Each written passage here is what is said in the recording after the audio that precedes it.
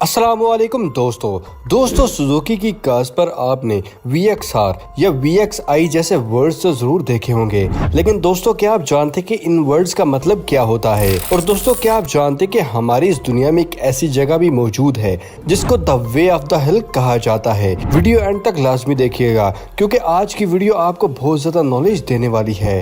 Number 1 दोस्तों, वो भी क्या वक्त था जब बरसात के मौसम में हमारे घर के बाहर से चमकते हुए जुगनू नजर आते थे। लेकिन क्या आपने कभी ये सोचा है कि अब ये जुगनू तो ना होने के बराबर ही नजर आते हैं। दोस्तों जुगनू की आबादी अचानक से ही खत्म होने की वजह से इनके कुदरती ठिकाने तबाह होना है। हरे भरे जंगल जो इंसानों ने अपनी लालच के लिए दरख्तों को काटे गए और अब वहाँ पर कंक्रीट के बड़े बड़े जंगल बन चुके हैं। वही जंगल इन जंगलों का ठिकाना था और जुगनू अपनी कम्युनिकेशन के लिए भी इसी लाइट पर ही डिपेंड करते हैं। साइंटिस्ट का कहना है कि इंसानों की वजह से किए जाने वाला लाइट पोल्यूशन जुगनू के लिए फ्लैश पैटर्न को तबाह करके रख दिया है और इसी रीजन की वजह से जुगनू की आबादी ना होने के बराबर रही है। घर से स्ट्रीट लाइट से और दरख्तों से आने वाली लाइट की वजह से इन जुगनुओं को एक दूसरे तक कम्युनिकेशन करना बहुत ही मुश्किल हो गया है। इसलिए अब हमें ना होने के बराबर जुगनू नजर आते हैं। नंबर 2 दोस्तों, सुजुकी की कार्स पर आपने VXI, LXI या VXR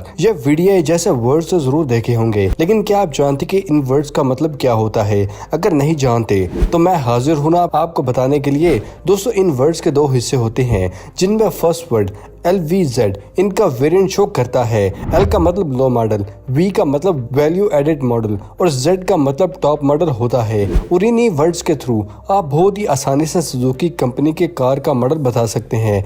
और इन वर्ड्स के दूसरे हिस्से XI और DI का मतलब ये होता है कि इनसे पता चलता है कि गाड़ी में फ्यूल कौन सा डलता है। XI का मतलब पेट्रोल है और DI का मतलब डीजल है। और CNG के लिए भी XI का इस्तेमाल किया जाता है। बहुत से मॉडल्स पर आपको VDI प्लस भी लिखा देखा होगा आपने। इसका मतलब ये होता है कि कार में VDI से भी ज्यादा फीचर्स मौजूद हैं, लेकिन ZI मॉडल से कम फीचर्स मौजूद हैं। नंबर 3 दोस्तों, क्या आप जानते कि तुर्कमेनिस्तान के एक विलेज में 230 फीट गहरी खाई है जिसको यहाँ के लोगों ने जहन्नम का रास्ता यानी कि द वे ऑफ हेल का नाम दिया है।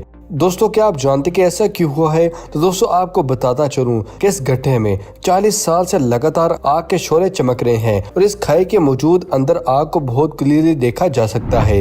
1971 में इन्वायरमेंटल रिसर्चर्स इस डेजर्ट में ऑयल की रिसर्च करने आए थे, लेकिन खुदाई का प्रोसेस अभी मुकम्मल हुआ ही नहीं था कि ड्रिलिंग करते हुए जहाँ की जमीन में एक बहुत बड़ा गहरा सुराख हो गया था।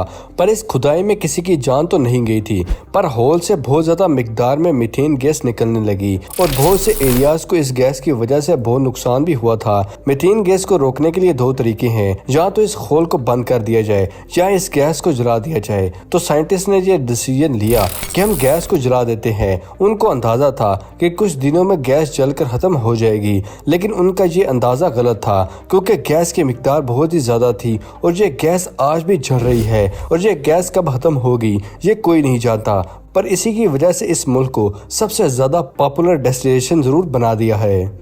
नंबर 4 दोस्तों, हम जब भी कुछ खाते हैं तो एकदम खाने के टेबल पर अच्छे अच्छे खाने देखकर हमारे मुंह में पानी आ जाता है। दोस्तों क्या आप जानते हैं कि बगैर कुछ खाए मुंह में पानी क्यों आ जाता है? अगर नहीं जानते तो मैं आपको बताने के लिए हाजिर हुआ हूँ। एक्चुअली दोस्तों जब भी हम कोई चीज खाते हैं तो ह्यूमन ब्रेन को इस चीज की इंफॉर्मेशन मिल जाती है और ब्रेन रेड ग्लैंड को सिग्नल भेजता है और इसी की वजह से मुंह में पानी आने लगता है।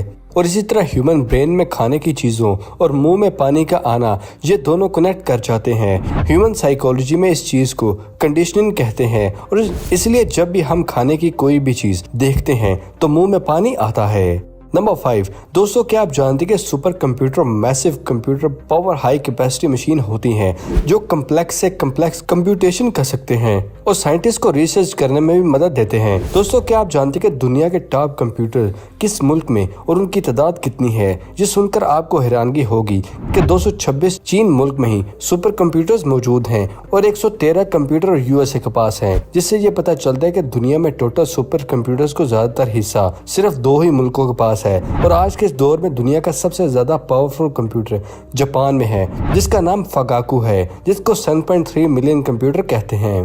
नंबर 6 दोस्तों, क्या आप जानते हैं कि किस मुल्क में 2000 रुपए का एक ही नोट मौजूद है? अगर नहीं जानते तो मैं आपको बताता हूँ। तो दोस्तों, इंडोनेशिया वो मुल्क है जिसके पास 20,000 का एक नोट है। क्या आप इससे पहले इस फैक्ट के बारे में जानते थे? कमेंट सेक्शन में हमारे साथ जरूर शेयर कीजिएगा।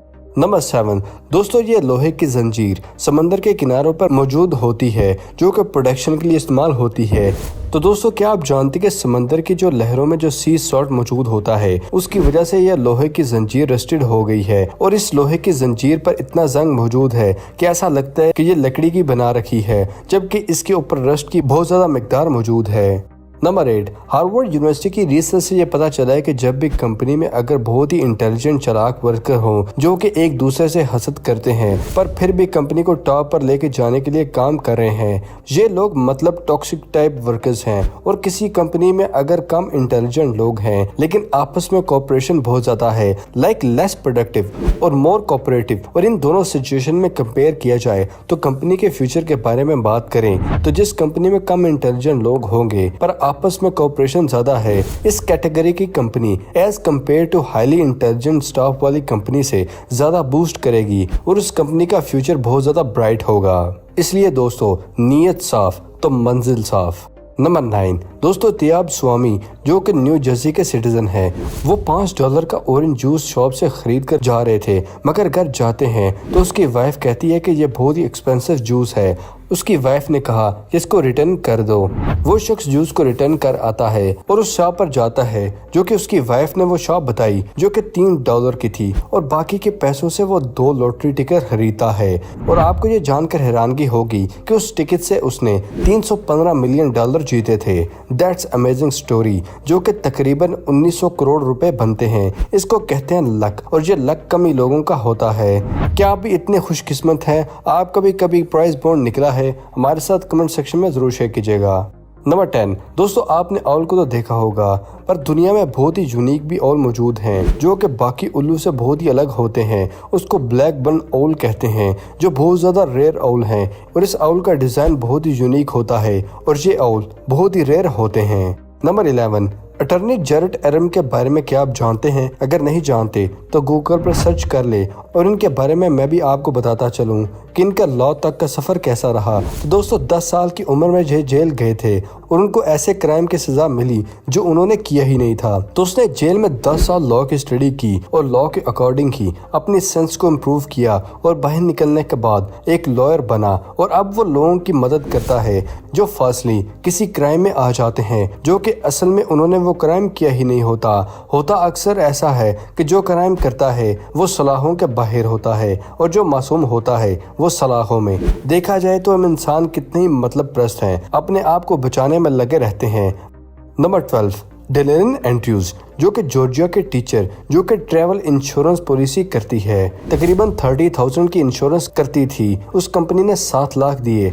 हम किसी भी एप्लीकेशन को इंस्टॉल करते हैं अक्सर बगैर देखे ही हम टर्म्स एंड कंडीशन एग्री कर देते हैं। इसी तरह एक पेज की टर्म्स एंड कंडीशन थी जिसके पेज 7 पर लिखा हुआ था कि अगर आपने यहाँ तक पढ़ा है तो कांग्रेचुलेशन, इस पेज से हमें ये वाला कोड ईमेल करें जो कि पेज पर मेंशन था तो आपको इनाम मिलेगा। तो उस लेडी ने ऐसा ही किया। अक्सर हम बैंक अकाउंट को ओपन करवाते हैं तो हम भी टर्म्स एंड कंडीशन नहीं पढ़ते, पर पढ़ना जरूरी है ताकि हमें पता होना चाहिए। ये ट्रिक बहुत ही कम कंपनीज करती हैं जो कि बहुत ज्यादा अमीर होंगी और बाकी पढ़ने वाले की लक भी। नॉर्मली ऐसी कोई भी कंपनीज नहीं करती। नंबर 13 जापान बहुत ही एडवांस कंट्री है और जापान अपनी व्हीकल्स के सिलसिले में बहुत ही एडवांस है। क्या आप जानते हैं कि जापान की ट्रेन्स में बहुत ही यूनिक फीचर्स इस्तेमाल होता है? इनकी ट्रेन्स में सिस्मोमीटर्स मौजूद होते हैं। सिस्मोमीटर्स दोस्तों ऐसे इक्विपमेंट होते हैं जो कि अर्थक्वेक के आने से पहले ही अलर्ट कर देते हैं और कुछ सेकंड या 1 मिनट पहले ही ये इक्विपमेंट अलर्ट कर देते हैं। और अर्थक्वेक आने के बारे में इसलिए लगाए गए हैं क्योंकि अर्थ के आने से ही ट्रेन के एक्सीडेंट के चांसेस बहुत ज्यादा होते हैं। और इसी तरह 2011 में 11 मार्च को एक जापान के ट्रेन सेमीमीटर ने 8.9 मैग्नीट्यूड का अर्थक्वेक रिकॉर्ड किया था जो कि 12 सेकंड पहले थी और उस सेमीमीटर इक्विपमेंट ने 37 और ट्रेन को भी सिग्नल भेज दिया था। उस दिन सब ट्रेन बच गई थी हादसे होने से। पर एक ट्रेन हादसे का शिकार हुईगी। पर अगर सिम्युलेटर अलर्ट ना देता तो बहुत ज्यादा नुकसान होना था, क्योंकि ट्रेन में सफर करते हुए अर्थक्वेक आ जाए तो इससे खतरनाक चीज और कोई नहीं होती। नंबर 14, पर्शियन किंग आगा मोहम्मद खान। इनके दो नौकरों से खूब बहस हो गई। वो किंग से ऊंची आवाज में बात कर गए थे, तो ऊंची आवाज की वजह से किंग ने दोनों को ही मारने का हुक्म दे दिया था। लेकिन उस दिन मुस्लिम होली डे था, जिसकी वजह से उसकी जान बच गई थी और कहा गया कि अगले दिन इसको फांसी दे दी जाए। रात में दोनों नौकर किंग के कमरे में जाके किंग आगा को मार देते हैं और ये एक रियल स्टोरी है। इसलिए कंपनी अक्सर जब अपने किसी एम्प्लॉय को उसकी गलती की वजह से फायर करती है और कहती है कि तुम्हें कल फायर किया जाएगा, उस कल के दौरान में ही वो कंपनी को बैक फायर करता है। इसलिए कंपनीज ऑन द स्पॉट ही एम्प्लॉय को फायर कर देती हैं। उम्मीद है दोस्तों आपको आज की वीडियो पसंद आई होगी। वीडियो पसंद आने की सूरत में और कुछ न जानने पर वीडियो को लाइक करें, अपने दोस्तों और फैमिली के साथ शेयर करना मत भूलेगा। मिलते हैं अगली वीडियो में, तब तक के लिए अपना और अपने पैरों का ख्याल रखिएगा। शुक्रिया, अल्लाह हाफिज़ दोस्तों।